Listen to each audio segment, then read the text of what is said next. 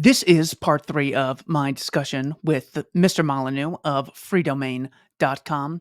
Steph, one of the most amazing things that I came across in my research was this claim that progressives have, where they say monopolies are really bad. They lead to higher prices and lower quality that would otherwise exist under market conditions. They would then explain that the state needs to monopolize taxation, a central bank, compulsory education, have a monopoly on guns, and a long list of other things. How is it that people, especially people in high places, professors, experts, politicians, can hold such blatant contradictions without without it totally bugging them or ever getting addressed publicly? Yeah, I mean, contradictions in my mind, they sit there like a splinter, and if you got a splinter in your finger and it's like you just got to get it out. You got to deal with it. Now, I mean, Lord knows it has taken me a long time to deal with some contradictions, but I think they've always kind of been back there in the uneasy quagmire of my brain saying needs to be resolved, needs to be resolved. The question of monopoly being frightening to people is something I've never really quite understood. So, generally, when power aggregates and coercive power aggregates, corruption follows. We talked about this at the end of the last conversation that the more complex organizations tend to get kind of corrupt. And it's true. You get nepotism, you get favoritism, you get hire your buddies, you get wink, wink, nod, nod, money under the table to contractors where you give them deals and they give you some money back. It is an inevitable human desire to get something for nothing. And I have no problem with that. I mean, we want this conversation without having to fly out and sit in the same room. So we do that, right? When I was a kid, this is going to sound like ancient hieroglyphics to a younger audience. When I was a kid, you had to get up and change the channel, and you did it by spinning a dial. Tick, tick, tick, tick. And they were like, I don't know, when I grew up as a kid, there were like basically two channels in England. There was BBC One, which was nature documentaries. There was BBC Two, which was people sweating in incredibly intense kind of game shows, and then there was James Bond on ITV, and that was it. So you'd have to get up. Now, of course, you can just point and click. You can even voice say, "Go find me some show" or whatever, and it'll figure out. So we like getting something for nothing, and that's great when it's in the free market. It means things get progressively more efficient and wonderful. But there's a downside to that, of course, which is once you are willing to use force or fraud, then wanting something for nothing turns from efficiency to predation, right? And that's the big problem. So how do we counter the tendency for larger organizations to become more corrupt? Well, we have to do it through the free market. You can't say, well, the problem, as you point out, the problem is monopoly. Boy, if somebody has a monopoly, if there's only one gas station in a small town, boy, they're just going to jack the prices through the roof because no, it's not worth any other gas station coming there, and they'll just screw all their neighbors with their high gas prices. So a monopoly, you see, is really, really bad when it comes to selling gas in a small town. So what we want to do to counter that monopoly is create the most giant semi-fascistic organization with nukes and debt and money printing and corrupt judges and all kinds of crazy stuff. And the way that we deal with a small, tiny, mostly voluntary monopoly is with a giant predatory monopoly that you have no choice to participate in. And that is completely bizarre. Oh, do you have a slight headache? Well, beheading will solve that problem. And it's like, well, I suppose it's technically true. I don't have the headache anymore, but I'm also, fading vision looking up Marie Antoinette style from a basket. So that doesn't seem to be the most productive way to solve things. So frightening you with enemies and pretending to be your friend, well, that's the good cop, bad cop thing, and that's the statist mentality as a whole. Now, the problem, of course, is that the state is supposed to be there to solve problems like criminality, but the more criminality there is, the more you're willing to surrender your rights to the state. So it really is. It's like expecting mainstream, mainstream media to be objective about vaccines when brought to you by Pfizer. It's like in every other frame, it's probably subliminally put into Brian Stelter's highly reflective forehead. So it's just not objective. It's not a solution. But if they can frighten you with enemies, pretend to be your friend, you'll give up all the rights in the known universe. And I mean, historically, we know complaints about monopolies are never brought by consumers. Right. So let's say there's some, you can said Standard Oil, which was broken up, and I remember explaining to my daughter we could go past an Esso gas station, and say, why is it called Esso? Because that's the acronym for Standard Oil. It was broken up and called Esso for Standard Oil. So a monopoly, let's say that it's voluntarily chosen by consumers.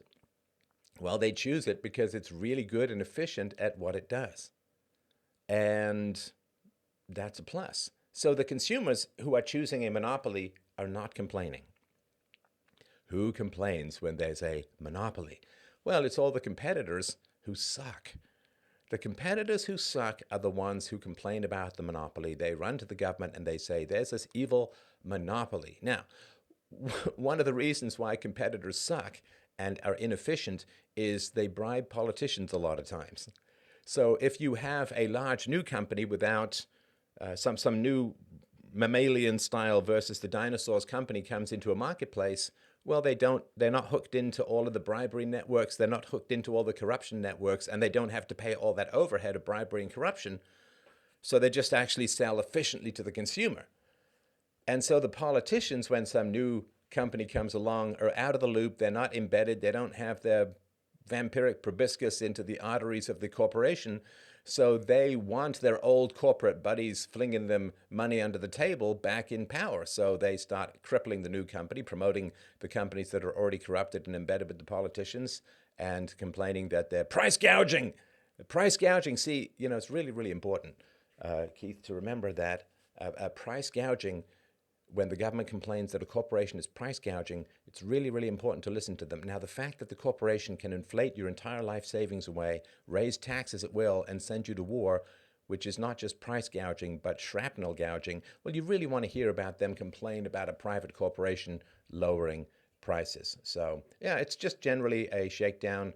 People are very happy with, quote, monopolies because they're very efficient, and the complaints are brought by other companies that are probably better at bribing the politicians. So, yeah, it's all just corruption. And the only way you can solve the inevitable problem of corruption is through the free market. Corruption is inefficient. Corruption is overhead. Corruption makes the corporation produce less and have to charge more. And so you constantly need this churn. Everything is like the churn of the generations. I remember when I became a father, oh, they're so cute, they're so wonderful. And then when she became better at video games than me, I'm like, oh, that's right, she's here to replace me. Yes, that's why she's here, because I won't be, and nature needs new bipeds. So you need that constant replenishment. Everything that ages gets corrupt, and in organizations and corporations. So you constantly need a free market so that new corporations can come along and challenge the ossification and the sclerosis of the older corporation. And without that, well, again, you just look at the Japanese economy that we talked about last time, and you can just see these zombie corporations that kill the birth rate by draining all the resources from society. So, yeah, it's really, really bad idea. But yeah, the idea that you save yourself from a voluntary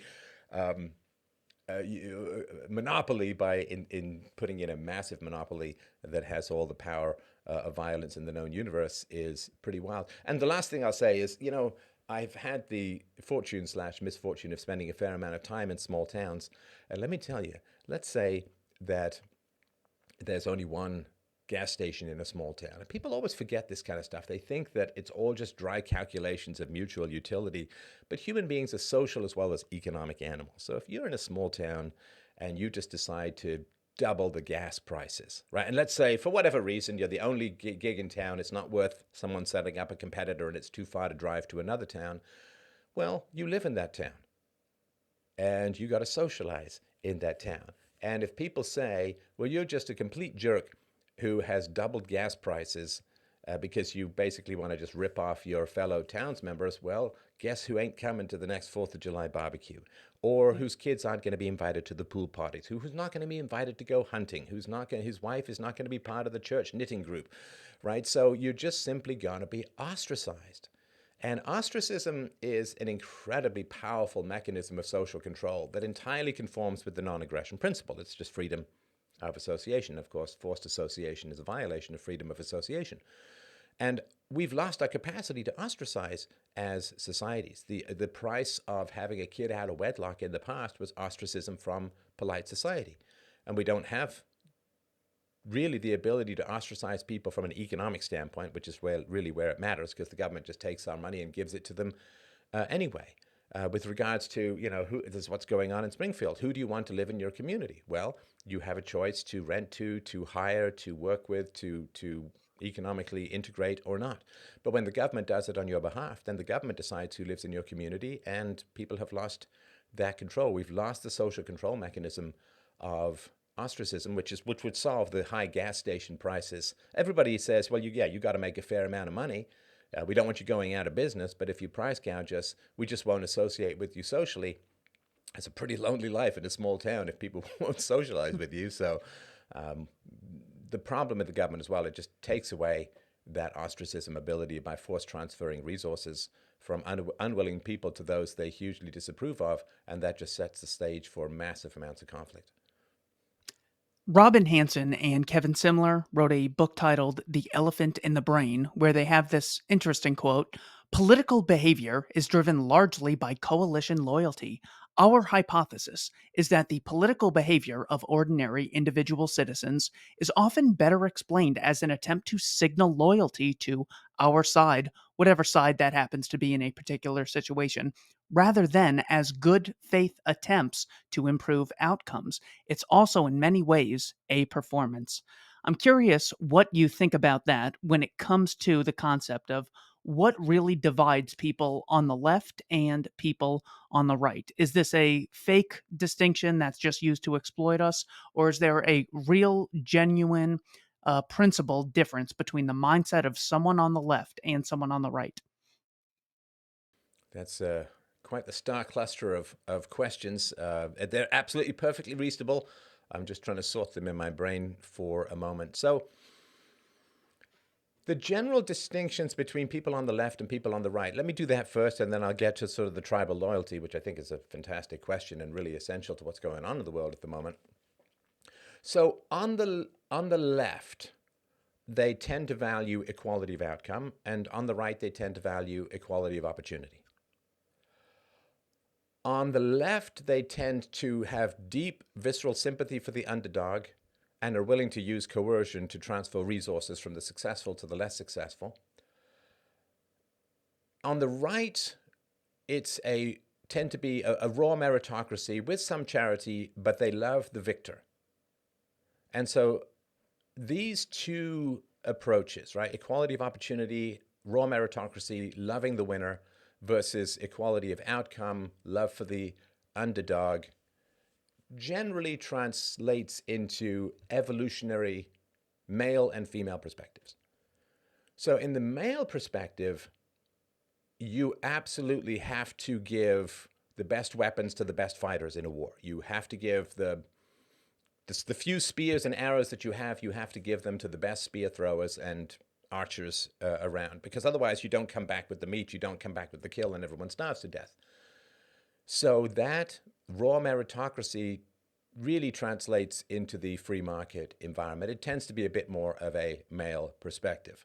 I'm not sure how it was when you were growing up, but when I was growing up, the phrase "you suck" was not unknown to guys. So the sort of, I mean, they would encourage you for sure, but mockery of failure was rampant. And whereas for the girls, it's like, you got this, you can do this, it's going to be great, you're going to be fine. And we know this. When I grew up in England in the 70s, and I went to a boarding school, which was a raw meritocracy. And boy, if you made a mistake, you heard about it sometimes for weeks.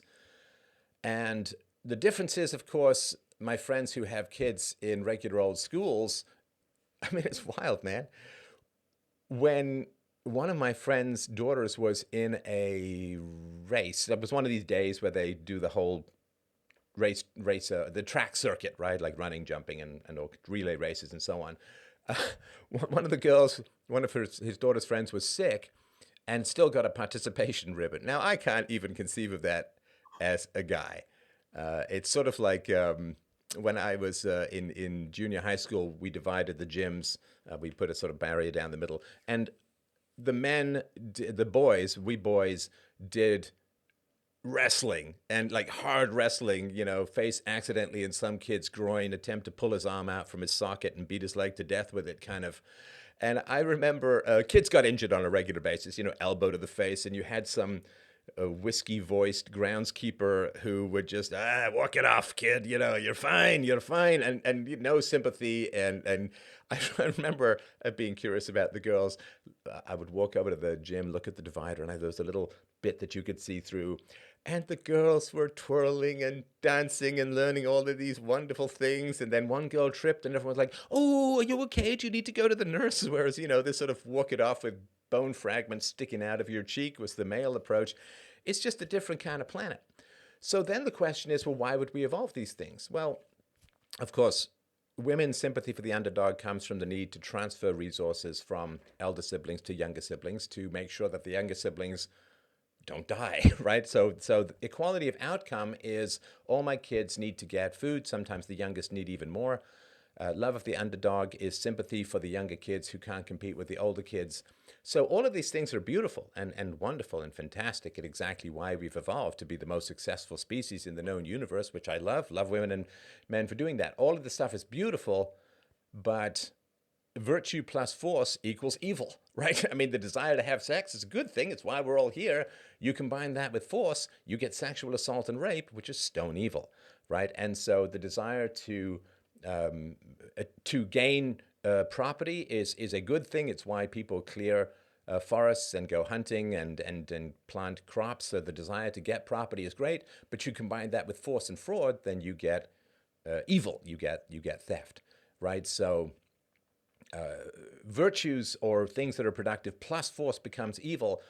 Male nature plus force becomes evil. Female nature plus force becomes evil. So I think that the left and the right, there's lots of overlap. Of course, they're not exactly, they're concentric circles, they overlap. But in general, it's the male female thing, which is sort of why, as women have gained political power over the past sort of, I don't know, 100 years or so, you've seen the rise of things like the welfare state and alimony and child support and palimony even. You've seen old age pensions. And all of this is about health, socialized health care and massive sympathy for all the people on the known planet. As long as they don't end up in your house, apparently that's totally fine.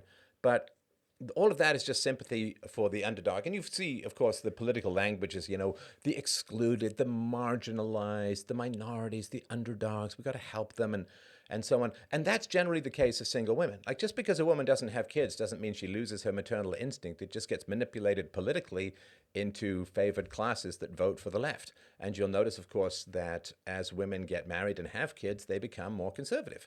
They become more skeptical of government power, because single women often are receiving government benefits, whereas for married women, they're either themselves paying or their husbands are paying into government benefits. And of course, the sympathy for the underdog, which is designed for your own children, once you actually have your own children, that's where it goes, and it's its proper home. But if a woman is single, she still has all that sympathy for the underdog and easily manipulated into taking resources to help the weaker, which is designed for her children, but you end up having to treat adults like children, and political power rises therein. The biggest single constituent for the left is unmarried women. And so this is another reason why you see all this media where women are taught to fear and hate men, and there's a patriarchy, and they just all rapists and abusers, and what were they called? Male chauvinist pigs when I was a kid. Like, this just make women afraid of men, so they marry the government, and totalitarian results is one of the oldest tricks in the book. It happened even in ancient Rome with the welfare state and the easy divorce accessibility and so on. So I think the left on the right stuff is, broadly speaking, male and female nature plus the state. Contradictions, I want to make sure I get that, because we go, when should we talk about how people can hold these contradictions as sort of elephants in the room in their head? Oh, I'm happy to go over that now. So, the only reason I brought up the monopoly thing was to show that the same mind of people in very high places can hold blatant contradictions and not feel uncomfortable at all. So, I'm happy to hear your thoughts on that now. So there's two general thoughts as to why people can hold these kinds of contradictions. And there is the corruption argument, and then there's the evolution argument. The corruption argument is people want something for nothing. Often there's Satan or the devil or some nefarious instinct, propaganda, and people get tempted and they just choose evil, they choose contradiction, and so on. And I'm not going to argue against that from a moral standpoint. My big question is, why do we have this capacity at all? And that to me is really the interesting question. So if we look at the evolutionary question, we would say, what survival purpose does contradictory thoughts or ignoring contradictory thoughts, what evolutionary purpose would that serve? Why are so many people like this? Because if it didn't serve evolution, it wouldn't be here. It's not like some weird appendix that we have kind of like a leftover monkey tail thing from our hominid phase. It's, I would say, virtually universal, but it's pretty common. So it has to serve some kind of survival purpose. Or, to put it another way, people who didn't hold these contradictions unconsciously and ignore them didn't make it. So we can see that people are not comfortable with blatant contradictions because when you point out these contradictions, they get very uneasy. So they ignore these contradictions. Like I saw a video the other day where a leftist pro-choice guy was pointed out. It was pointed out to him, like in California, if you murder a pregnant woman, you're charged with a double homicide because you've killed the woman and her baby, which would indicate that the baby is a human life that is worthy of legal protection. And, sparks and short circuits and rebooting and error 404 NPC response not found stuff was going on. And he just pretended not to understand. But you could really see the discomfort. I'm sure you've seen the videos where they've done it in Sweden, they've done it in other places where they say, should Sweden take in more refugees? And people are like, absolutely, sure, yes, we should take in more refugees. And then they say, well, I have Abdul over here, and he's looking for a place to stay, so tell me where you live, and he'll come and live with you. No, my place is too small. I have roommates. I have weird rituals. I'm a furry. I'm going out of town. Like, people are just like, rather than live, like have someone live. So then it's all abstract, right? It's all abstract. Or people who say, should America send reparations to the descendants of slavery? Yes, absolutely. Okay, well, I have this guy here. He's a descendant of slavery. How much money are you going to give him? And suddenly it goes from the abstract virtue signaling to direct action, and people get very uncomfortable with that. So how is it that people have evolved to be so comfortable with abstract virtues that cost them nothing, and then so uncomfortable when they have to pay even a slight price for the virtues that they signal? That's a tough question. So let me give you Tribe A and Tribe B. I was trying to think of cooler names, but then I wasn't sure I'd remember them. So let's say Tribe A and Tribe B. Now, we're going to talk about a state of nature where we evolved, where there's, lots of violence and people are competing for hunting grounds. They, even if they don't kill people directly, they can drive them away from the hunting grounds to where their survival chances go down and so on. So you got Tribe A and Tribe B. Now, Tribe A are collectivists. So they have a king and a witch doctor. A chieftain, let's say a chieftain. King might be a bit too advanced for this sort of nation-state concept. They have a chieftain and they have a witch doctor. Now, the witch doctor says the chieftain is placed there by God and has divine providence, and also says that if you fight for the chief, you get eternal paradise after you die. So the chief is infallible because of the stamp of approval of the witch doctor, and if you fight even to the death for the chief, you get paradise forever, and your children will be honored, and your wife will be elevated, and all these kinds of wonderful things. So then you have people whose delusions serve them admirably in the competition for resources. Because if you say Tribe B, they're just a bunch of hyper-rationalists who don't believe any of this nonsense. They fear death more because there's no paradise on the other side. They don't have a central, infallible, organizing guy called the chieftain who's got a divine stamp of authority because an omniscient God whispers in his ear and tells him everything that's right. So who's going to win in a fight? Who's going to win in a combat? Who's going to win in a conflict? Well, I would argue, and we know this because men are expendable, right? Because, one man can repopulate the tribe, but not one woman can't, right? So the tribe with the chieftain and the witch doctor, who are collectivists and anti-rational, who can hold two simultaneous beliefs. A, the chief is just a guy, and B, he's surrounded by this penumbra of the divine, or the witch doctor is just some crazy guy who smokes a lot of peyote and makes up a whole bunch of crazy stuff. It's a good storyteller, but he's also, has a direct channel to the divine. They can overcome their general fear of death to some degree. They still don't want death, but on the other side are all of this paradise of milk and honey and so on. So you have a very tightly organized fighting force that is going to battle to the death. And then on the other side, you have a bunch of people who are right. Technically, they're absolutely right. Chieftain's just some big guy who's good at killing, and the warlord is just a guy who's drug-addled and really good at story. And the witch doctor is just a drug-addled guy who's really good at telling stories, and they don't believe any of it. So they can't be organized into a central fighting force that's willing to fight to the death. So who wins? The people who are willing to believe two things at the same time: that the chieftain and the witch doctor are just two guys, and that they're also holy warriors divinely ordained by X, Y, and Z, right? And we see this even playing out now, that the religions that tend to be more aggressive and promise and less in love with life and willing to die, they tend to spread fairly efficiently, and the rationalist cultures tend to sort of fade away. So I think that's just a lot of evolutionary pressure, that if you believe things that are opposite to the evidence of your senses, you become a much more efficient battle force. And of course, when force was the deciding factor, whenever tribes had sort of any interactions, those who were collectivists, those who were anti-rational, just they do really well.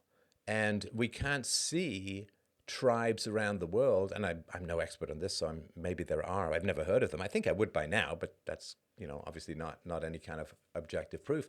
But I've never heard of a tribe that hasn't evolved in this kind of fashion, with a warlord, with a witch doctor, and with promises of life after death and eternal ancestry worship, and like that makes it incredibly powerful and efficient fighting forces. And now with technology, individualists can do better because you have a kill ratio with technology far better. But of course, throughout our evolution, it was just a numbers game. Numbers and dedication, numbers and willingness to die. And so I think that why are people willing to accept these contradictions? Because I think those people who didn't accept these contradictions, A, didn't make it, and B, the tribes that they convinced to think more rationally also probably didn't make it, because we don't see that happening anywhere in the world. It's like the matriarch, like the Amazon warriors. It's just a made-up bit of nonsense. So I think that it's just an evolutionary survival mechanism, and that's why people get so uneasy when these things are contradicted, because all those who said, yeah, that is a contradiction. Maybe that guy is just a guy, not a king, and maybe that is just a witch doctor, not a witch doctor, just a guy who tells good stories. Well, if they convince the tribe, maybe the tribe lost more battles. And it doesn't even need to be many. Maybe it only has to be 5% fewer battles they win. They're still going to get taken over. Maybe they're less good at defending their hunting territory or their farming lands and so on. So I don't know. It's a tough call, because, of course, I'm a big reason and evidence guy. But violence wins against reason. It's an old quote. It's the last sort of thing I'll say here. It's an old quote, which is, why are you quoting laws to men with swords? It's sort of a very sort of important question. I had a big speaking career. I go out and do all of this public speaking. And of course, I've been studying rhetoric since my mid-teens. I was on the debating team in high school. I traveled all across the country in university. I was the sixth best debater in Canada when I the very first year I tried. I was only going to get better from that. Of course, negotiation in business is just another kind of debating, and I was a negotiator in business for many, many years. So I have like 40 years of experience in rhetoric, debate, negotiation, philosophy, and so on, which is a lot of work to try and accumulate, and it's a difficult skill to master, and so on.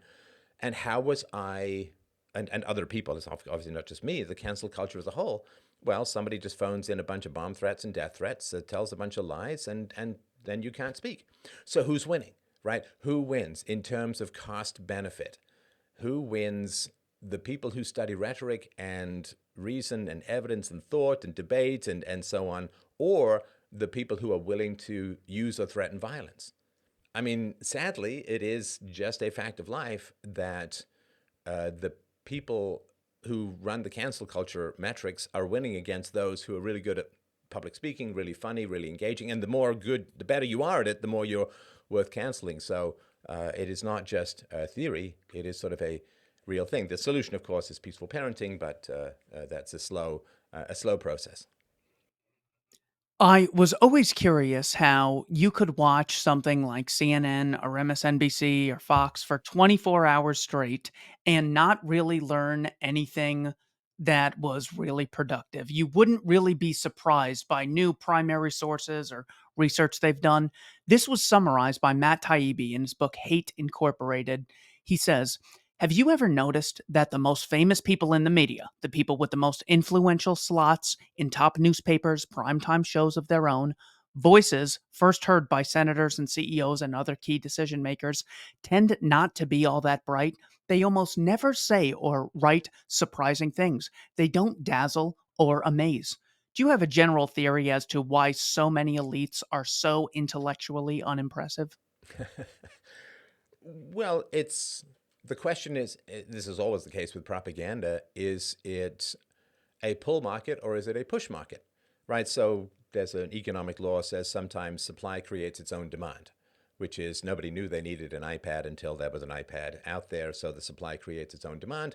For other things, of course, it's not like you don't need food until somebody offers you food, right?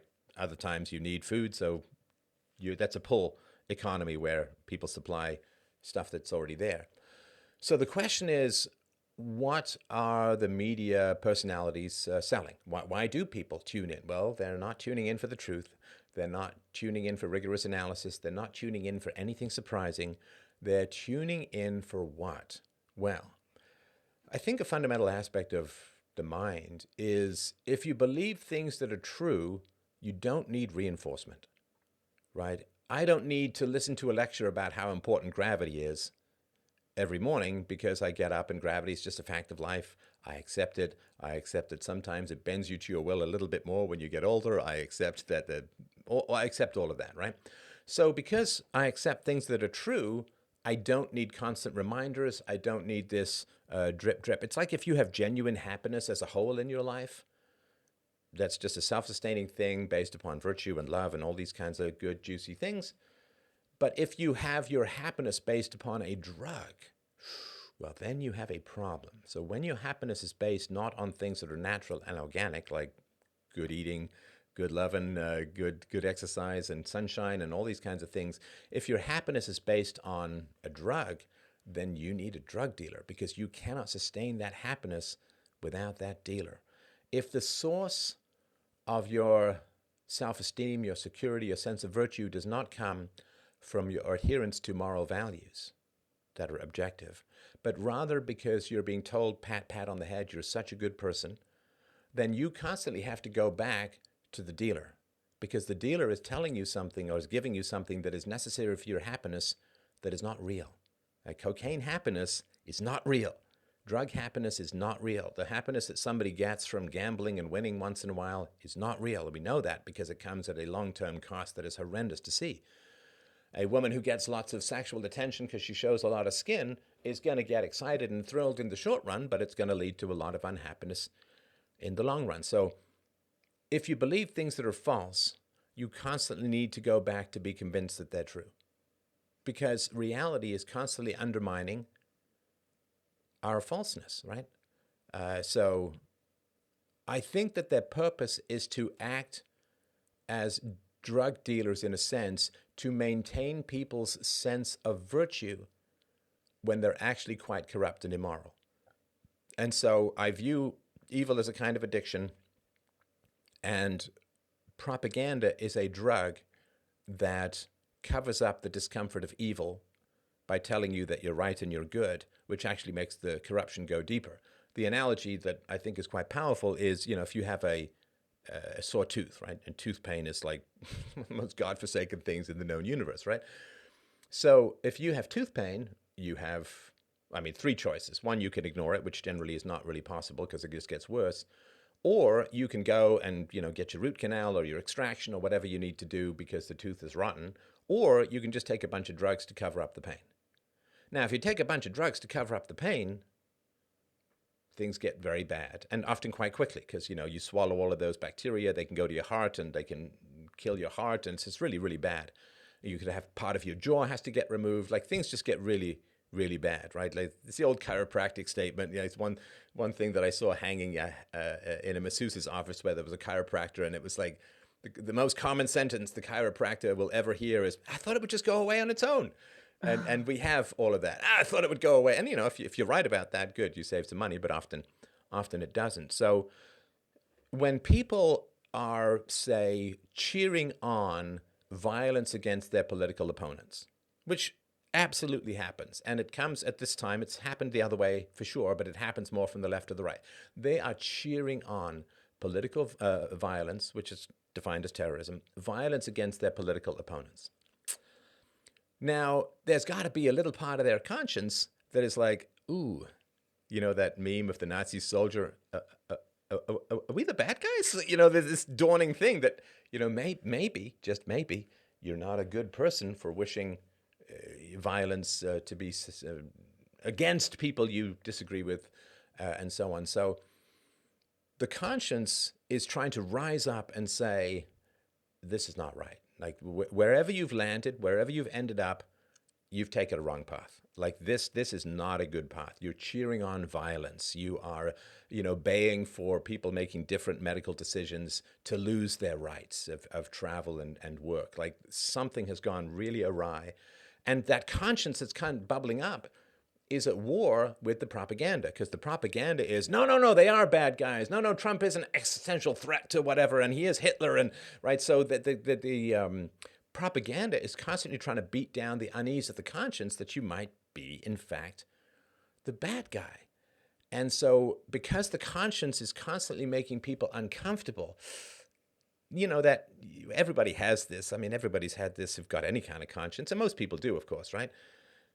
That 3 a.m. thing where you wake up and you're like, ooh, I'm suddenly getting this perspective on my life that's really kind of uncomfortable, because the day's kind of hypnotic. There's a little bit of groundhog copy paste. The days are kind of hypnotic. You got a bunch of stuff to do. You got things, errands and people and women to woo and money to earn and so on. But every now and then you get this zoom out where it's like, ooh, am I doing well in life? Rather than the daily grind, what's my general arc? What's the big picture? What's the view? Yeah, I'm sure you had this when I'd love to talk about this another time, but when you went full carnivore and went to Springfield for the pets and lost all of that weight, like, that's good for you, man. Good for you. I'd rather, because I couldn't do this interview with a cat. It would seem kind of awkward. So if I have to choose, but no, you have this zoom out, and that conscious just, it haunts you. It just kind of gets at you. And so, and of course, all addicts have this, right? And addicts to propaganda are, to me at least, pretty indistinguishable from other forms of addicts, where you're like, oh God, I am drinking too much. I gotta quit. Oh my God, this gambling is gonna destroy my family, or like whatever addiction you have, a sex addict. Like so I'm gonna get some stalker. I'm gonna get an STD. I'm gonna have an unwanted pregnancy. Like some boyfriend is gonna find out about me and beat the crap out of me. Like, bad things are gonna happen. No good woman or man is ever gonna want to be with. Like, these racks of and then what do? Well, you have to run back to the drug. Either you listen to your conscience and start to reform for the better, or you run back to the drug dealers. And the drug dealers in the media have a lot to do with justifying violence. Let's be frank about it, right? That this person is so bad that violence is justified against them, and that is the initiation of the use of force, particularly in American culture that was founded on free speech. That is really appalling. And it is a way to say, your violence is actually self-defense. And that's the big thing that propaganda does, is they say, but your violence is self-defense, because if this person is allowed to speak, their words will create violence in the world, and therefore, by preventing that person from speaking, you are preventing violence in the world. It is a form of self-defense against the helpless, the underdogs, the this, the that, or the, he's inciting hatred. He's, and we saw this recently, of course, where, Trump was talking about eating cats and dogs. And then the media said, oh, but there have been all these threats because of that, and that makes you a bad person. It turns out most of the threats came from overseas, which seems a little dubious. But so that's what they do, is they get you to say, well, if this person gets their way, gets to say what they say, violence will result, and therefore shutting them up is a form of preventing violence. It is a form of rational self-defense.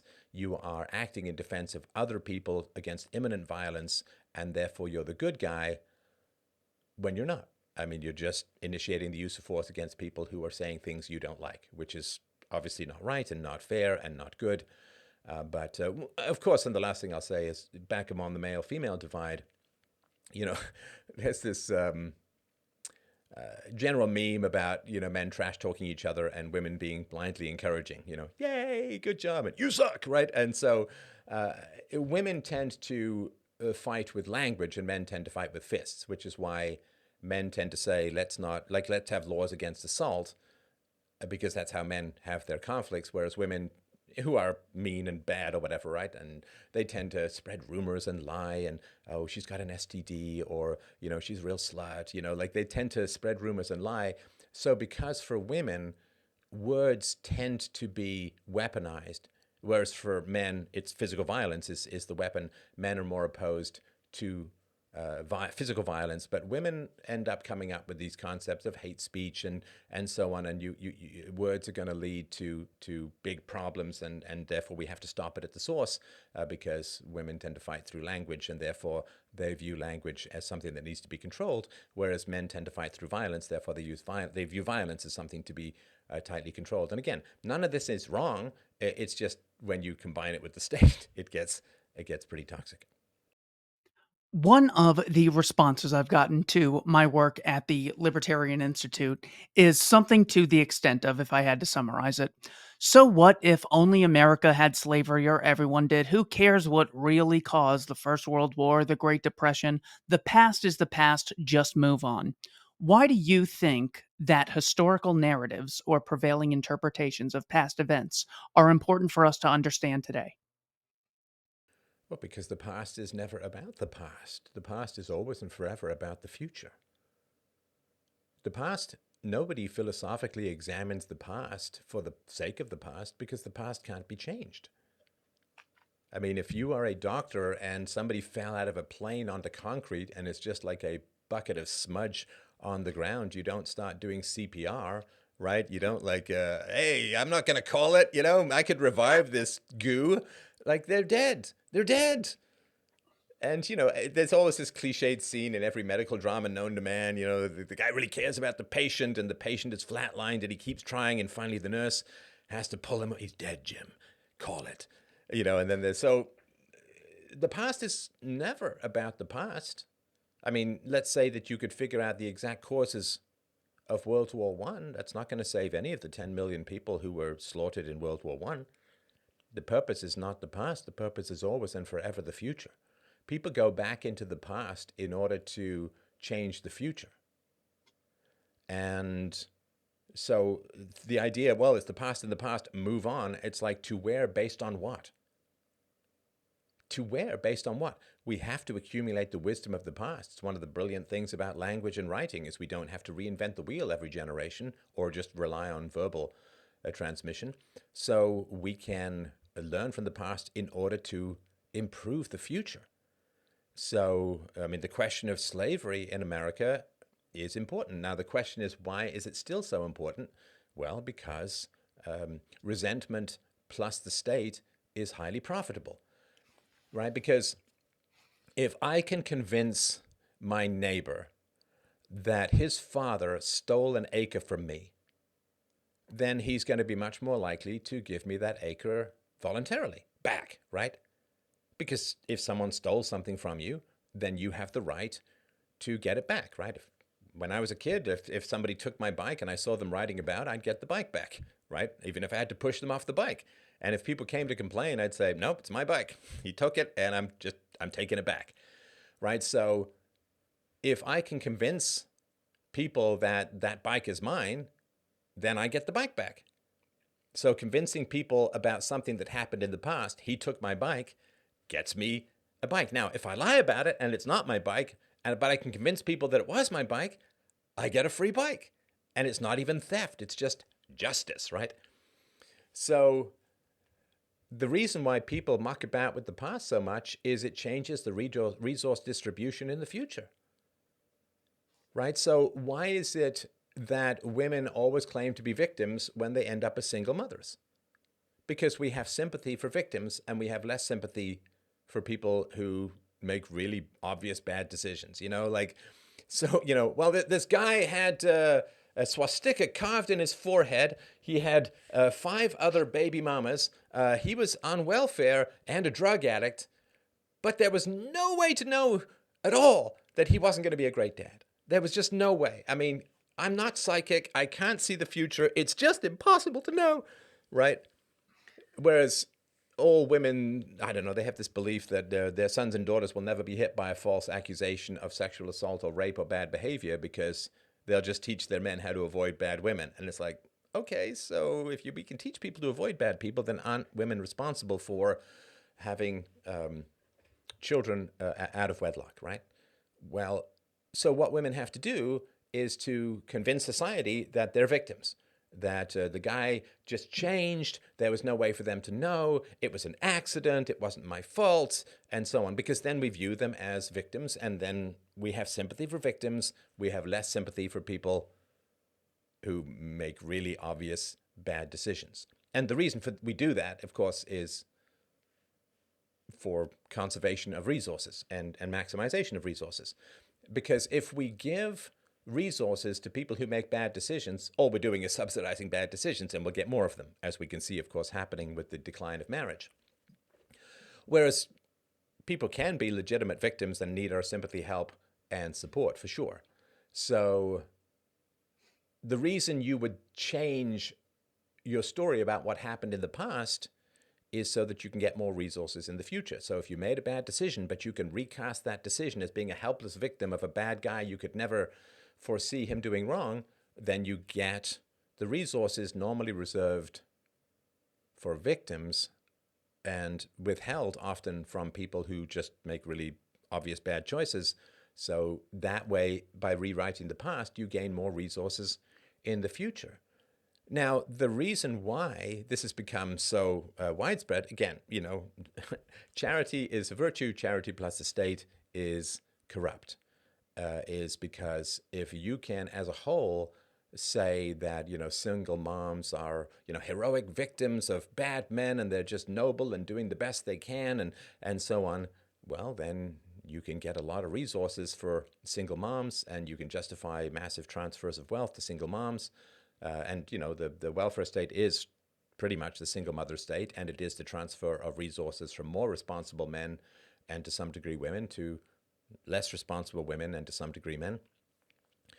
So if you can convince people that you're a victim, you get the charity normally reserved for victims to pretend to be something else is foundational to nature. I mean, it's how falsehood and lying in nature is everywhere all the time, no matter what. Right? I mean, the tiger stripes are so it can pretend to be grass, right? I mean, the zebra stripes are so it can pretend to be grass. Cuckoos will lay their nest in some other bird's, so they lay their eggs in some other bird's nest. It's constant, like lying, falsehood. The rabbit says, I'm going this way when being chased by a fox. Nope, just kidding, going this way, going, like they constantly, hey, choose a direction, man. It's like, I can't, because then you're going to eat my ass, right? So even the foxes, they creep up and they pretend to not be there, just lying. I mean, the fox doesn't go, hey, all the rabbits, I'm coming in, I'm hungry. If you could just, raise your little paws or your ears or whatever, it'd be a lot easier. Like, they just don't, everything in nature is deception for the sake of gaining resources. There's nothing wrong with that. Again, it's why we're all here. But when you combine that with the state, you get this pathological lying society where everybody's pretending to be a victim. Everybody's lying about everything that happened. And unfortunately, this pathological falsehood becomes pretty much the most efficient way to get resources. And when pathological falsehood becomes the best way to gain resources, whether that's through propaganda or fake victimhood or just about anything else, oof, man, like bad money drives out good money and lies drive out the truth, and then all the truth tellers are considered to be insane because, we are very much standing against a reality that, and this is the last thing I'll say about the media too. So normally, when you're told a bunch of lies in history, those lies are kind of intermittent, right? So you're told lies about the king being divinely blah blah blah. Well, but you don't meet the king, really. You're just out there. So reality is just constantly reasserting itself. But with this glued to the screen stuff, and you say the sort of 24-hour Maddow and Stelter show, it's like people can now spend more time in unreality than they can in reality. And we've never had that before, except for people who were schizophrenic or psychotic. Like we've never had, this is a wild experiment that we're doing in a way, which is, in the past, propaganda was very intermittent. Let's say that you went to some, I don't know, voodoo witch doctor sermon once a week for an hour. Okay, so you spend an hour in unreality, but then the rest of the time you got to deal with reality because you got to hunt or harvest crops or find berries or build a hut or what. So you deal with reality, and then there's this intermittent unreality. But now, oh my gosh, the echo chambers, the social media, the 24/7 stuff, you can dive into unreality and spend more time there. And we can include the pornography, video games, like all these other stuff that's unreal. It's unreal, and you're training yourself to adapt to unreality and not deal in particular with reality. And you get the propaganda in schools and in the media, and not just the news media, but all of the other media, which is constantly portraying reversals of the truth as an absolute. And so it's a wild thing that we are immersing people in unreality to a degree that has never existed before in human history. Anti-reality, really. And I think that there is a real danger that people are going to just lose touch with reality. And you can see that then when people have immersed themselves in this drug from which there is no particular withdrawal. You can just flip it on and get a new dose. And there's no there's no hangover. You can just keep drinking. There's no crash. Eventually there's a social crash, which we want to avoid. But we've immersed people in unreality with no crash. And that is just wild. So people who, in the past, they would say, well, they tell me to pray for good things. So I'm not going to plant any crops. I'm just going to pray for good things. Well, God helps those who help themselves, right? The food is not going to fall from the sky if you just pray for it. You actually have to plant. So people who had bad beliefs faced a kind of brutal reality. Like all kids think that all animals can be their friends. And I really, really dislike all of these kids' shows that like, oh, the lion, the tiger, the dragon, they're just going to love you. And it's like, what, are you just feeding everyone to the predators? That's crazy, right? But then kids, maybe they try petting some dog. It's like, it's like okay. Disney was lying to me. It's like, well, yes, they are. So you used to get these shocks of reality. Right? Everybody thinks that they're the greatest thing since sliced bread, and then you go out into reality and you try to compete with others and you find out if you're any good or not. You got to have confidence, but you've got to be tempered by reality. But we got this thing now where we are putting people in a matrix of unreality from which they barely ever need to emerge. They get the same propaganda, that the TV's always on, or they're scrolling through the same feeds or listening to the same shows. Their friends are all the same. They don't meet counter narratives, and it makes people insane. The mental health of adapting to lies, you really can't overestimate how much damage that is doing to society. Because then what happens is when people have adapted to insanity, they view truth as an assault. They view truth as something that is driving them crazy. They view truth as a violation of the non-aggression principle because they founded their entire personality and worldview on falsehoods. They're addicts and don't even know it. Their relationships, as we talked about before, are just shared delusions. Somebody comes along with the truth, and the longer you keep people away from the truth, the more hostile they are to it when it emerges. And this is why being a truth teller in an age of delusion is so dangerous and frankly quite exciting. Like it's the most extreme sport known to man because the same technology that allows us to have these conversations also allows people to be drawn into the psychosis of propaganda and to deny reality to the point where their immune system of the mind fights almost to the death and sometimes to the death against any kind of truth in the vicinity, and that's a wild. I love this ninja experience as a whole, but it can be challenging from time to time, as I think everybody who's listening and watching this has experienced. I wanted to put together my 90-second case or so on something that you and I do not see eye to eye on, and you could give me a propaganda analysis or logic analysis and grade my argument. Here is the case for the return of Stefan Molyneux to Twitter. Assume the human race has existed for 10,000 years. For 99.9% of human history, the opportunity cost and monetary cost of communicating information has been extraordinarily high. Today, thanks to Elon Musk, you, Mr. Molyneux, the most important philosopher in the English speaking language, have been reinstated to Twitter, now X, meaning the site's 611 million monthly visitors could have access to free domain content. My small account with 14,000 followers received 73,000 impressions in the last 3 months. With your account at 380,000 followers, consider how many thirsty horses can be brought to the free domain well of truth. Even your most recent tweet has 520 likes. Considering my college history course had only 50 students in total, it's reasonable to believe that you're at least 10 times as influential as an Arizona State University professor. Yes, it's better to have 20 dedicated students than 10,000 uninterested students. The problem is, you don't know who these dedicated people are in advance. You could drastically increase your capacity to bring the very free education progressives pretend to offer and outcompete the psychopathic sophists, politicians, journalists, academics, and media elites. As Socrates was enlightening the common man in the Agora, X is the marketplace of today, where you can extend your global reach at a microscopic opportunity cost and zero monetary cost. I can see your return tweet now. Not sure if Taylor Swift has had any kids yet. If so, Taylor, along with all parents and future parents, can enjoy a free PDF of my new book at peacefulparenting.com. The most important topics communicated to millions of people at your fingertips. Yes, the evil bastards of old Twitter owe you a sincere apology. I ask that you do not let Jack Dorsey, being a prick, stop you from communicating the importance of truth and voluntarism to your hundreds of thousands of ex followers. They committed fraud by banning you. You never violated the terms of service.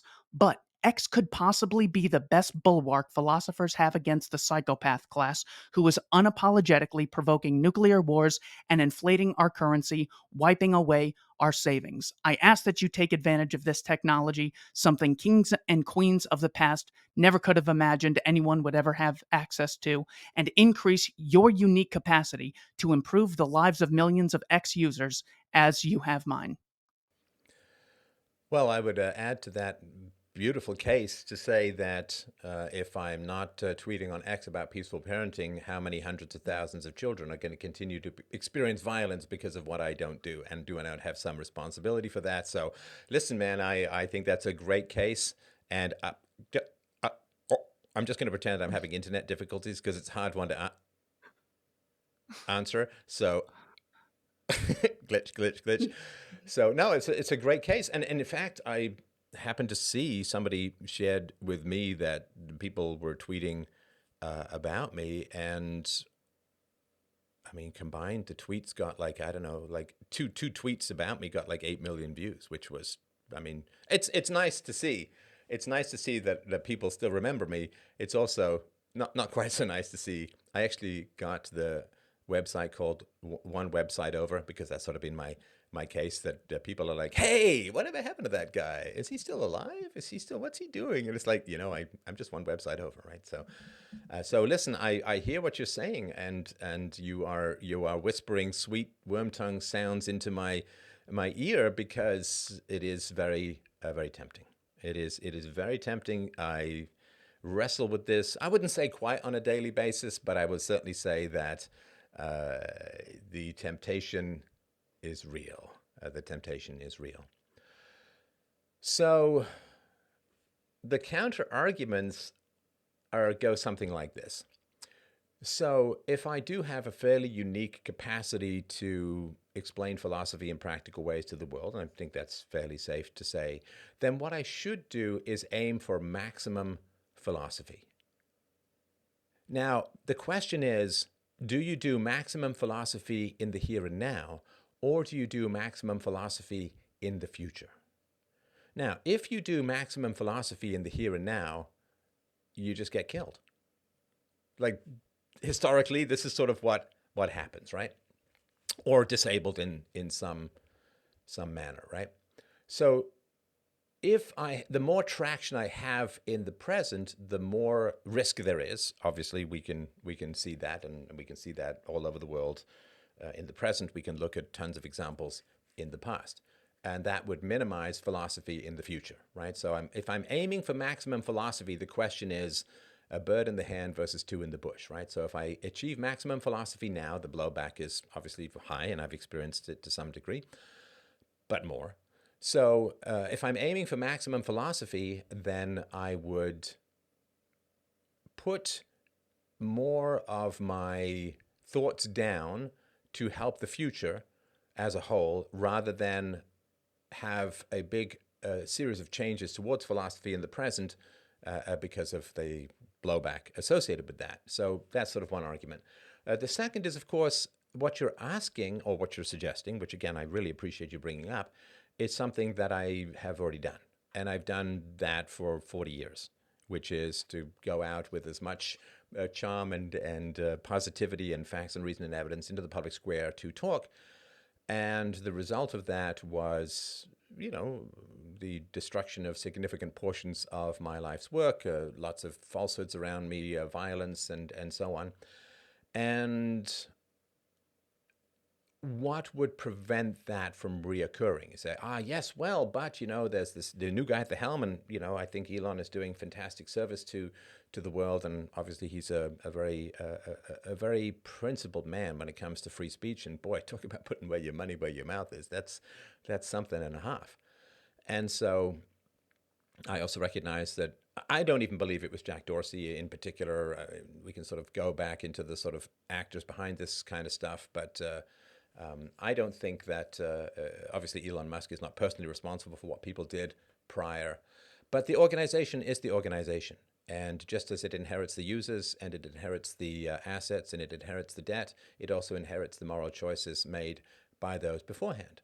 So if I were to go back on Twitter without any apologies, without any restitution, without any certainties that it wasn't going to happen again, then I would be re-entering into a abusive relationship with promises of change, but with no promises of change. So what I do is I say to myself, if somebody called into one of my shows and said, I was in this really abusive relationship, and the guy has said he'll take me back.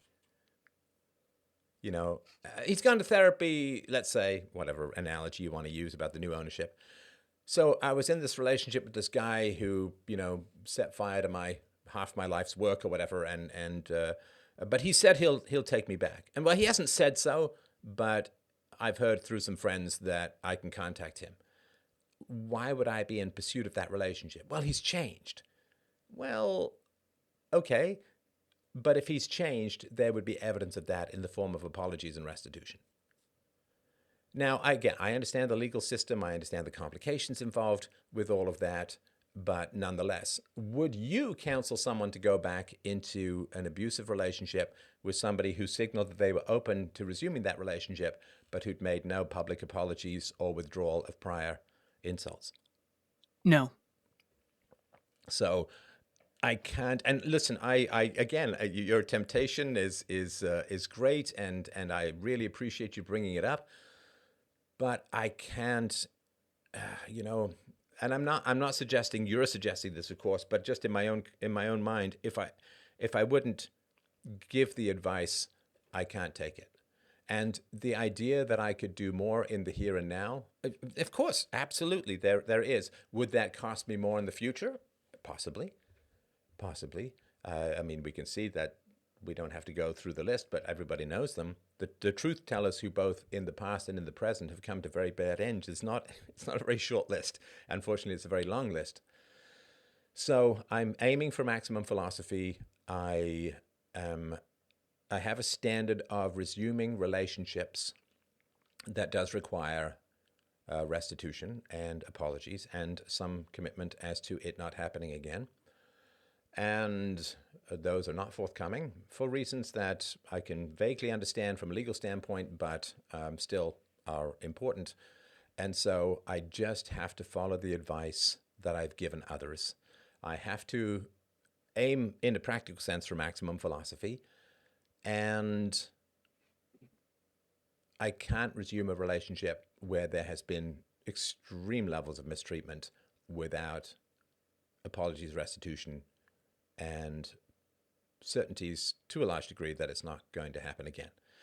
So, and this is not even anything negative towards Elon Musk. I mean, I think that there are lots of pressures put on businesses regarding free speech that are hard to figure out and hard to know where they're originating from, but I don't think it's just internal.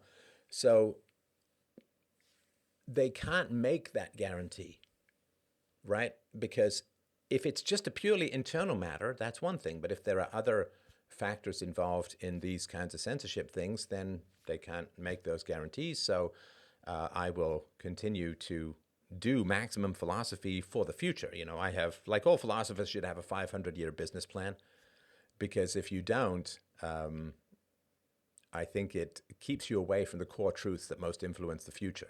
It is, you know, there's the old saying, no prophet is respected in his own country. Well, philosophers are attacked by the culture that is and define positively the culture to come.